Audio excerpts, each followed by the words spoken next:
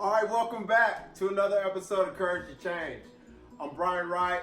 That's E. Fisher, Matt Malloy. This week, we have a highly influential guy in the recovery world, Chris Flanary, founder of Brothers in Recovery. What's up, Chris? What's up, brother? How you doing, Thank you man? for having me. Yeah, thanks for coming up all the way down from New Orleans, man. It's such a joy and a pleasure to like, after talking to you, like over there, like off camera, and just getting a little background from you, man. I know you're full of the solution, and you're a man of faith, and you've been highly sought after. Fisher recommended you, and also I did a little background. I talked to Peyton, and I asked Peyton to describe you in a few words, and he said you're a tough teddy bear. And I was like, oh, what does that mean? He says, man, he's as far as recovery, you're a no nonsense recovery strategy, type of mentor when it comes to the guys in your house. But also he said that, but he also allows people to call him out and hold him accountable when it comes to his recovery and his faith. So I thought that was super cool. And also another guy, HD, who we both know, mutual friend. You were one of the first guys he spoke to on his recent ordeal or relapse, and he recommended you as a person that we should interview. So now we got you here. I just wanted to first start off with background.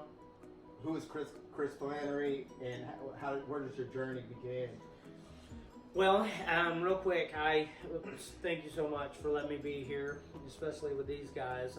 It's an honor. For me, I grew up in a wonderful household.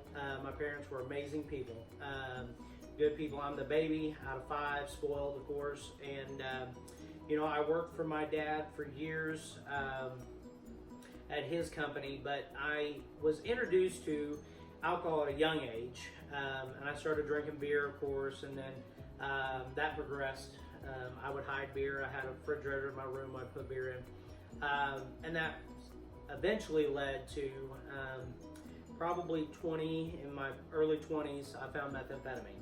And when I found methamphetamine, I had been taking speed, Thermodrine, which I don't know if y'all know what that is, but it's illegal now, but it was basically ephedrine pills. Okay. And I would work 2 shifts at work, and I love speed. I love to go fast, right. And when I found meth, the race was on. Yeah. I wanted it. I started doing it on the weekends, and of course I was told you're not going to be able to do this on the weekends, and I'm like, no, I got control of it. Right. You don't know me, I'm different. Yeah. And before I knew it, I was just going to take a little, a Monday to get going, and then I was doing it every day. And I wasn't the kind, we'd be at a party or something like that, maybe passing around a bowl, and I wasn't the kind that said, no, I've had enough, I'm high. Who was that kind? I would see these guys do that, and I'm like, no, and they're like, if I have any more, I'll be peeking out the window, and I'm like, yeah, that's exactly where we're going, that's what we want. Yeah. So, I could never get enough. Right. And so, by the time I hit bottom, I guess you'd say, my life was completely unmanageable. I was living in an 800 square foot trailer up in the woods. Wow. I had 8 cameras outside, 4 cameras inside, but I had no electricity. So, wow. Okay. when the electricity was on, I'm in a little closet peeking at a monitor, picking at my face with tweezers, because that's living. But for me, my bottom was I got to the point where nobody wanted anything to do with me. I mean, I'm up in this trailer by myself, and it got to the point where I knew I needed help. My nephew was in treatment. I went to visit him high, and I'm walking around this treatment center like they have no idea I'm high, because drug addicts can't tell, Right. And so that treatment center, Clay Crossing in Mott, Oklahoma, was where I ended up going, but they had called me, and they said, "Are you ready to come in? We have a bed for you." And I told her, I said, "I got a pipe in my hand right now." No, I'm not. And it got to the point where I had gotten enough meth that I thought, man, I just want to die. I want to die. So I'm in this little trailer by myself. The floor's falling out of it. I mean, it was just holes in the wall from my craziness. And it got to the point where I just prayed. And I said, "God, I don't know what it is. I don't know what help means. But if there's a way out of this, either take my life or get me help." Right. And when I talked to May down there at the treatment center, she said, "Are you ready?" I said, "No, I got a pipe in my hand right now. I'm not ready." But I ended up taking this box down to my dad, who, in his words, had never seen a marijuana cigarette. And I hand him this paraphernalia, the pipes and everything. I had gotten dope sick, and I ended up staying at their house for 3 days detoxing until I got in this treatment center. Now, my idea of this was, because I had it all figured out, was I was going to put a little refrigerator in the room at the treatment center, and I was going to detox myself on Budweiser, because I had this all figured out. And my mom said, "I don't think they're going to let you do that." But it was New Year's Eve. I went January 1st of 2007 is my sobriety date. That's when I went to Clay Crossing. And I met a man there named Bruce Kopp, and my life would never be the same. So that's kind of the starting point to my story. That's awesome.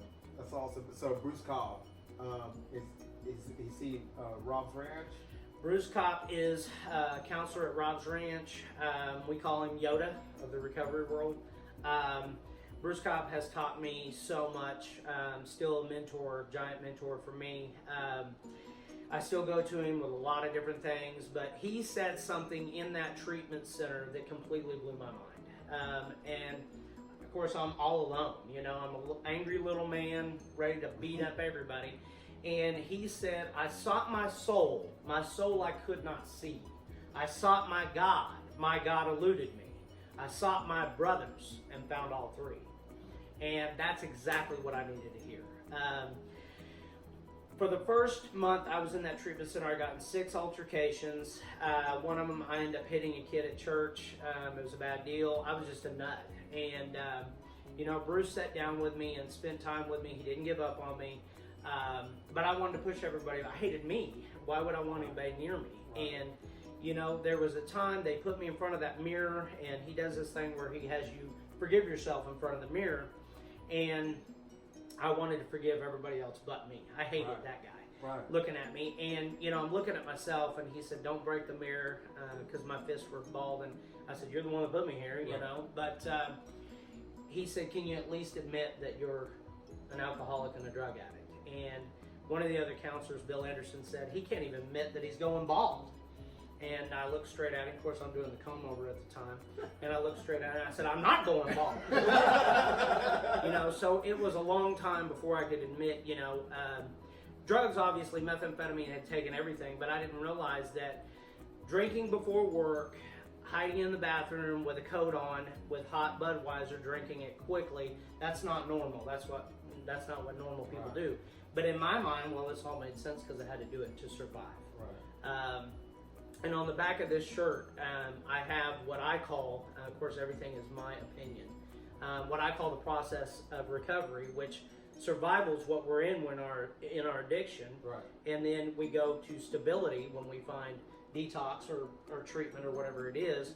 And then once we get into the real world, we start going to sober living or wherever it is, we get the job back and we get the car back. Then we're getting some success. But to me, what most of these guys that I work with, a lot of them miss the significance, because that's what it's about. It's about that relationship with your higher power, and it's about helping the next drug addict and alcoholic, because that's what we're meant to do. Right. That's our purpose on this earth. We are meant to do that, and we know that. What a blessing it is that we know, hey, we got a purpose, and we know what it is. So to me, once this all started with Bruce, that's where it began for me. Man, I started to love myself. And then I wanted to help others. And I think that is a key deal. Most of us are the most sensitive, caring, loving people, but we hate pain, and so we hide behind it with chemical addiction. So To me, if does that answer your question? Yes, sir. It does. I get a little wound up. Man, that's awesome. So Fisher, I'm gonna start with you. So, why did you want to interview Chris Flanary? Well, I just got to meet. It's crazy because we were like Facebook friends before I ever really got a chance to meet him. You know, and I heard a lot about him already, and I heard about the program that he's running. And it was just something to be admired, man. A lot of people, when they were giving me advice about trying to get this stuff started, they would reference his program, Brothers in Recovery. And they would talk about that, man. I have so many parents that follow your page and stuff like that, even the guys that I work with and stuff like that. And they ask me, do you know Chris Flanary? Do you know Chris Flanary? And through where I work, through the treatment center that I work, we get to, I get to see people transition into Brothers in Recovery, man, and I've seen so much success behind that. They have such a brotherhood, and he inspires so many guys over there. It's just something that I kind of want to emulate in my own situation. Like I said, he's one of my heroes. I get to see what he does and how he gets to help the guys, and the care that he puts into it, man. He really puts his all into it. It's something worth admiring, man. So, and I saw that, and I was really just interested in kind of giving you an opportunity to break that down and to kind of get in more in depth about how this process works and what inspires him, so that hopefully I can take something from that as well. I know how we do on Courage to Change, and we get to kind of get deep down into it. And I was just excited for him to be a part of this, and for us to somehow be a part of that, and be a part of the Chris Flanary world. It's just a good deal, man. And it was really I appreciate that, brother. Thank you, Fisher. Matt, so when I was talking to you about Chris, and you said something really huge, that was huge, about this process of recovery, and when dealing with sober living, the whole process, and you said that him living at the sober living is paramount to the success of the whole recovery process. Do you want me to articulate on Yeah. that? Yeah, I just, Fisher does it too. He's got 2 houses now, but whenever he first started, he had his own home. I think that, I don't know, people will start these sober living houses, and the ones that live in the houses, I just feel like I don't know, an owner doesn't start a business and then step away from it, you know what I mean? Right. Like, he stays right in the middle of it, you know what I mean? And Chris, that's what he does, and that's what Fish does, and I just, I think that's the key to your program, you know what I mean? And that's why it works, you know what I'm saying? Because you're involved and you care, you know what I'm saying? And that's, like you said, we're super sensitive people, and we love, like, we're super loving and caring and all that, but we're macho, we're tough, you know what I'm saying? And so if you get someone like you know what I mean, you put them in the home with you and you get to show them both sides of it, and they open up, you know what I mean? And I just think that that's really where it's at, you know what I mean? So that's what I was talking about. Yeah, that's super cool. And you guys both did that. Yeah. You guys both are hands on. I've had some experience with it, like lately, trying to like detach from another situation, let it run by itself, and it's not like I don't know how to explain it, man. It's not like a bad deal. So once I had got in there and I had it running, I had it stable, and I had guys in there that already kind of like live with me or whatever it is, then everything functions right. When I have guys transitioning, like good transitions, I got people going to college, I got people moving out into their own homes. And, after a period of time, like over a year, this is what I really want. Like I want them to be able to transition into being productive members of society. Like this is the goal. And then when new people kind of funnel in, I left a house manager there, but at this time he's still continuing to build his life. Right. And a lot of people, some people slip through the they cracks. don't have the capacity like to put that. It's just not. It's not like I don't even know how to explain it. This is our baby. You know what I mean? Right. And when we put this stuff together, we hope to inspire this type of change. And it is that important for us to kind of guide the new people, especially when they first enter into sober living and stuff like that. I mean, you kind of really need to bring them along with you, Right. into introducing them into a whole new life. It's a whole new situation, and you kind of just can't throw them out there in the world, Right. with the wolves all the time. Right. So not like people recovery of wolves or anything like that. But you know, the world in a sense, being sober, it's a new light, man, and it kind of can feel like, you know, you're prey. You know, I know what that felt like. I know what that feels like, and it is so important that you are super involved in that, you know. And the way he does it is like, it's just pretty amazing. I get to talk to a lot of guys that are there, and some guys are there for like, you know, a few years, you know, because they don't want to leave a situation. And when they hear about it initially, some of it's kind of scary, but like Brad would always say, like, I can argue with the process all day, but I can't argue with the results. And that's just that, you know what I mean? The results are so apparent, man. It's just a great deal. And I've started to kind of reintegrate that into my own situation. Just make sure I stay involved. And you know what's crazy? Is when I stay involved, I'm happier. You know what I mean? I sought out a quest to try to find a little more peace and serenity, I suppose, but I'm just not built that way. You know, I'm built like what he said. I'm built to love and try to help people. The more I help people, I know the Tom quote, you know, the more you give, the more you live. Right. I found that to be like a true reality, you know, and that's the process, and that's why I think his VR is just so successful that way. Okay, Chris. So another thing that Peyton highlighted about you is he said that you're gifted at this, as far as what you do in regards to going to any lengths to supply guys that you mentor all the necessary resources to ensure that they have a chance to succeed. Talk about that. Well, I think that a big thing for us is like these guys coming in, every one of them's different, obviously. Right. If they don't have money, we take care of that. I mean, I'd like them to pay the first month's rent, but if they don't have it, we're going to figure something out. I'll take anybody. You know, money's not a problem. And to me, you don't give up on any of them because miracles happen every day. But some of these guys, the majority, I would say, need more than just 12-step meetings and stuff like that. Right. So we provide, Brothers in Recovery pays for therapy. That's so awesome. I think that's a big thing that we do. And, you know, the brotherhood, like Fish was talking about, the brotherhood is phenomenal. The guys I have right now are awesome. Watching them grow in their programs, spiritually, everything. But that's the thing, it's not about me. Right. It's about God. And we talk about the results, but we're not responsible for the results. Right. Like we're talking about, we give them everything to succeed. What they do with it, that's what they do with it. Right. Now, if they relapse and they go out, I don't kick anybody out on the street. If you're honest with me and you say this is what's going on, we're going to figure out something. You can't be in the house high, but we'll bring you back when it's time. Right. But we work with a lot of different other sober living houses. We pay for other sober living houses, all that good stuff.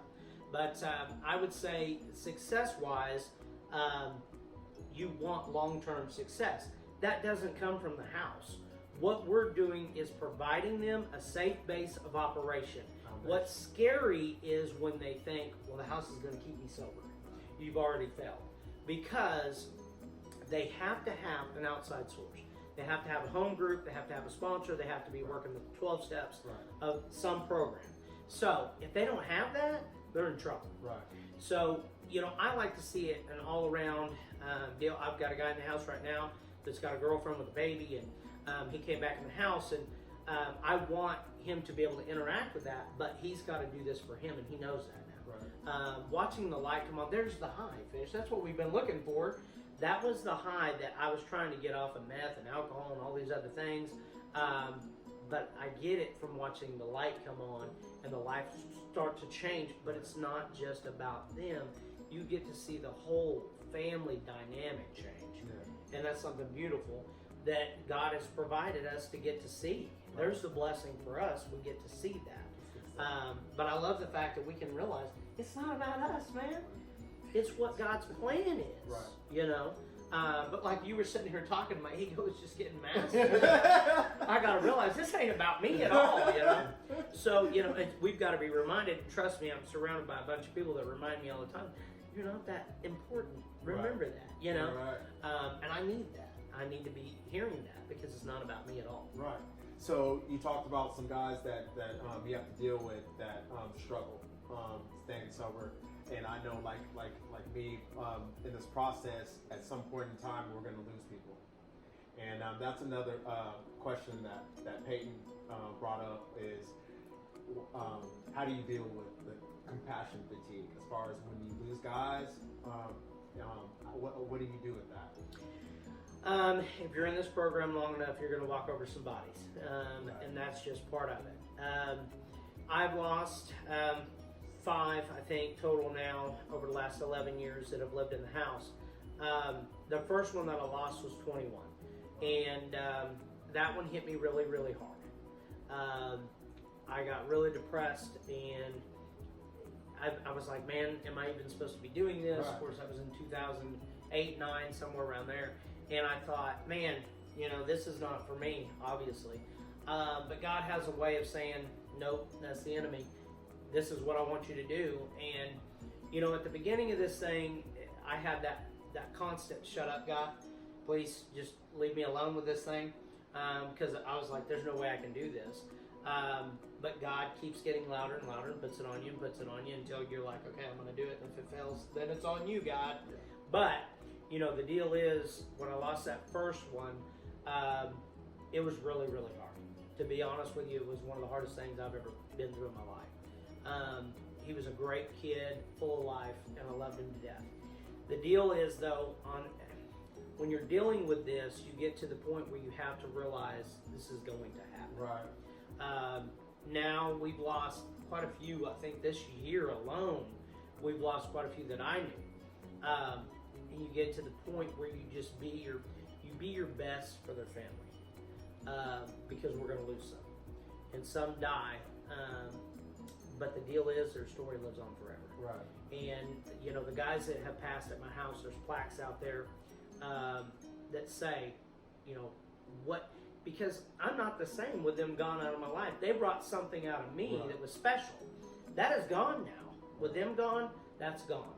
So a part of me is gone with them. And I think emotionally, when you get this invested, because I do believe that this was the purpose that was given to me, when you get this invested, emotionally, you're going to go through some stuff. Right. But you're surrounded by accountability, and you're surrounded by people that love you. My phone locked up. The first one that I lost, my phone locked up. So many people in recovery were calling me. My sister ended up coming and getting me and taking me down to a treatment center so I could just ball in a group and have them guys love on me. So it's amazing the people that surround you through something like that. You never have to be alone again unless you choose to. That's the amazing thing about recovery. But I think a big thing that we need to realize here, we were talking about taking the recovery serious. I take my sobriety very seriously, but I have fun in recovery. If I'm not having fun in recovery, then I'm doing it wrong. Right. Because to me, sobriety is, if I'm just sober, man, how depressing is that? Right. Man, I want to be living in recovery. Right. And that means a whole different frame of mind, behavior, everything. But to answer your question, it's not something you ever, I'm not going to say it gets easier, but you come to understand that this is part of it, and you go to God. I got closer with God. The first one I lost, I was getting on the floor and please just take the pain away. Right. But I believe the more you give to God, the stronger He's going to make you, and all the power comes from Him anyway. So. Right.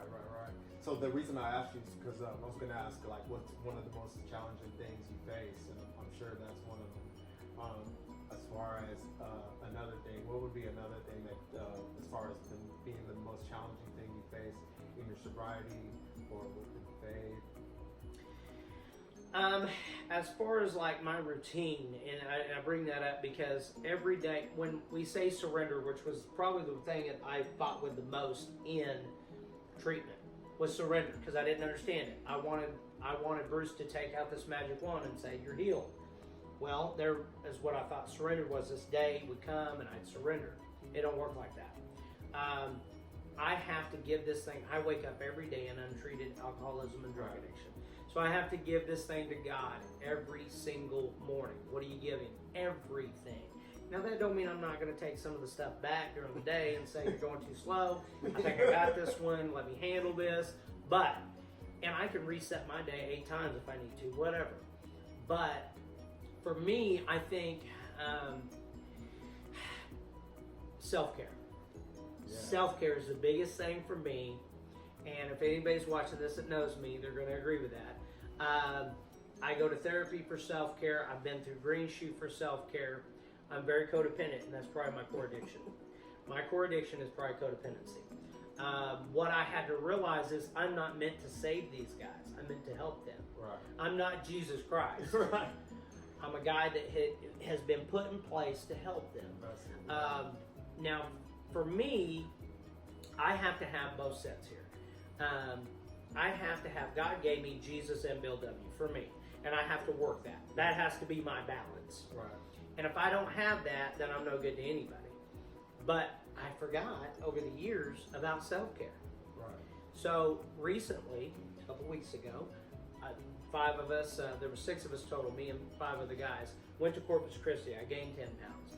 But, you know, I just sat on that beach and we went, I ate and we had a good time. That's not me. That's not something I do. So self-care is probably my most challenging, but I'm getting there. I have a big German Shepherd named Thor. We went to Eufaula. My parents have a place in Eufaula. We went there for a weekend, and it was just me and him. And that's crazy when you are surrounded by drug addicts 24/7. Right. And my door's always open. It probably shouldn't be. I probably shouldn't say it, but it is. And so I get calls. I get crazy calls at 3 o'clock in the morning with helicopters and all that stuff. You know how it goes. Right. If we don't have helicopters and shadow ninjas, then that's just part of it. But, you know, I'm being taught now. I have a lot of mentors in my life. I have a new sponsor that he's teaching me, you know, you're worth having your own life. Yeah. So what's that look like for you? I don't know, you know. Right. So what's your hobby? I don't have any. Watching Star Wars. I don't know, you know. So it's stuff that we still learn, you know. I don't care how much time you got. This thing is ever evolving. Right. You're constantly learning about yourself and about recovery. Right. I like what Fisher says in that regard, like about sobriety. Is the reason I'm sober today is far different than the reason why I got sober. Yeah. But I wanted to ask you, so the vision for Brothers in Recovery, when did that become a thing for you? When did it become a reality? Or it started out as clean country living. My mentors starting out were Bruce Kopp, Jim Riley. I had these mentors that fed into me. And these are hardcore hitters in the recovery community. Yeah. You know, Jim Riley was known as the enforcer. He's been known as the godfather of mentoring homes because he came up with that idea. And we're not talking about just sober living. We have a mentor in the house teaching the guys. We don't let the inmates run the asylum. But Dick Liddell is the key to all this. Dick Liddell started Clay Crossing. He started Rob's Ranch. He passed away not too long ago. But he was what we call the godfather of faith-based treatment. But, you know, these guys mentored into my life. As far as, like, the vision starting, ever since I was a kid, I can remember wanting to be the one that had no friend. I wanted to be that friend, you know. Drugs and alcohol took a lot of my innocence and craziness down the road, but, you know, I wanted to be the one that would be there when nobody else would. So starting this thing, I helped 5 guys starting Clean Country Living, and you know, everybody thought I was crazy bringing in drug addicts to my house. Right. Well, it started with the Pello houses. They had a guy that had relapsed. He called me over, and I had a little bitty place up in the woods. This was the same house I used to tweak in. We took the carpet out so I couldn't carpet farm. We took the closets out so I wouldn't hide in the closets. So, you know, here my sister was nice enough to redo this thing for me, and here I'm up there by myself, and I wake up at 3 o'clock in the morning. I'm like, man, I can go get high. Nobody's gonna know, man. Right. And so, having that thought, I went to the Jim Riley outreach, and I ended up, you know, getting with Joe Pello. And one night he had a guy relapse, and he called me and he said, "Would you come over?" Well, the guy had been smoking crack, and he said, "Let's talk about this. What if he goes to your house until he can get sober, and then we bring him back?" So I take this kid, and he stays with me for a month. But that first night, you know, he's coming down off crack. He's not going to sleep. So we play video games all night. And I'm like, I have arrived. I love this. This is a blast. And, you know, he was so grateful. And I remember just, he would have been on the street if nothing else, you know. So here we are, and we go down this road, and that's kind of how I got started. And I started with 5 guys, and, you know, I just knew that this is what I wanted to do. And I'm not saying that I'm not going to move out of the sober living house when I'm maybe 5 or whatever comes, but, you know, I love doing it. So we go to the point where I got sick of hearing the calls of, man, I want help, but I don't have any money. I want help, but I don't have any money. Right. So we started Brothers in Recovery. We did the 501c3. We have 9 board members. But we started that so we could help with treatment, detox, and other sober living houses. Since then, we've gotten into a lot of different things. We help with the homeless. We help with the Jesus House. But, you know, just today, we put a guy into another sober living house, and I met with the manager of that house today, and he said, man, all 5 of them that you've put in so far are doing amazing. That's awesome. Last month we had 2 donors donate cars for the guys. Mark is one of them. And, you know, we got to put in, I think, 5 girls into different sober living houses. But we've paid, I think, for 27 guys to go into Rob's Ranch, and we work very close with Rob's Ranch, of course, you know. Right. But, you know, there's all these different things that we get to do today because God has blessed us. I have 2 houses. I live in one of them. We have a rec center. They're on 10 acres right beside each other. But for the future, I want to grow this thing to the point where we can do more. Money, obviously, to continue with treatment, detox, and sober living. But I do a ton of 12-step calls, a lot. And I'll just go just about anywhere to do them. But we know that our literature tells us we can go anywhere in God's protection as long as we're spiritually fit. We're going to be okay. Right. And I've been in some bad places. Right. So for me, I'd like to see Brothers in Recovery grow to be able to do that, get more people to do that under us, and maybe have a 3rd house because that's probably all I can handle by myself. You know what I mean? Right. But I have house managers that can do this thing. I have great people that are above me and under me that do an amazing job at this thing. I want to see us grow to the point where if anybody's in need, we have the funds to help them get whatever they need. Boy, girl, man, woman, it doesn't matter. Right. Anybody in need gets the help that they need. I work closely with Jeremy Gray with Path to Miracles. Jeremy raises a lot of money to help a lot of people. He's the real deal. And if you get a chance, you need to talk to him. Okay. But, you know, I helped Jeremy get started, and he just had this thing about him. He said, man, I want to do what you're doing. And I said, well, what does that mean? He said, all of it. And he has, man. He has chased a guy. He called me one day. I said, go to the ditches. That's where you need to go. Yeah. We want to go to the ditches and get him out of the ditches. And he called me one night, and it was like midnight. And he said, brother, I'm running down the road chasing this guy. And I'm on the phone with him when he gets the guy behind the house telling him he wants recovery. You want recovery? Man, I'm telling you, you want recovery. You don't want this life. And I said, keep doing it, brother. That's where you need to be. That's exactly where we need to be. And we need to stay there. And we got to remain humble and realize that that's what we're called to do, man. Yeah. Is stay in the ditches. That's awesome. Thank you for sharing that with us. Okay, so I'm going to move on to superhero. So, if you were a superhero, what type of superhero would you be? Or if you could have a superpower, what would that superpower be, and how would you use it? Wow. Yeah. You got me. You know, I guess Superman saved people. I don't know. Would everybody say Superman? I would think. I think you'd be the first Superman. I don't know. I haven't heard anybody say Superman. But if there's like a superpower, how that you could have. Everybody wants to fly. Yeah. Well, you know, I'm thinking of burning that's buildings. What William's saying. I'm thinking of burning buildings. Raven's coming out, huh? I guess that's what it would be. I don't know. Okay, so Superman. Superman. Flying is cool. Yeah, Yeah. I'd be down with flying. I'm not scared of heights. So That's I'm awesome. down with that. Okay, cool.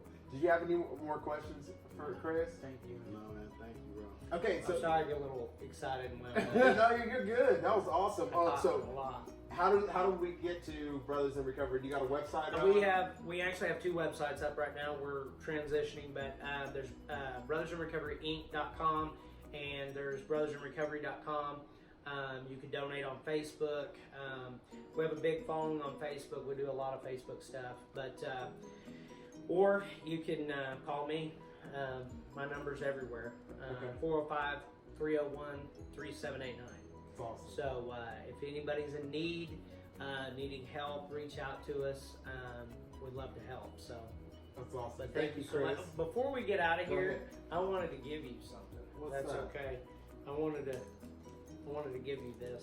What This is What's cool? in the house when the guys Oh, get okay. a year, they get a Brothers in Recovery medallion. And I wanted to give you that. Yeah, that's what's up. Official. Check it out. Yeah. Oh, yeah. You seem to hear on Courage to Change. With Chris Flanary, E. Fisher, Matt Malloy. Until next week, grace and peace. Amen to that, brother.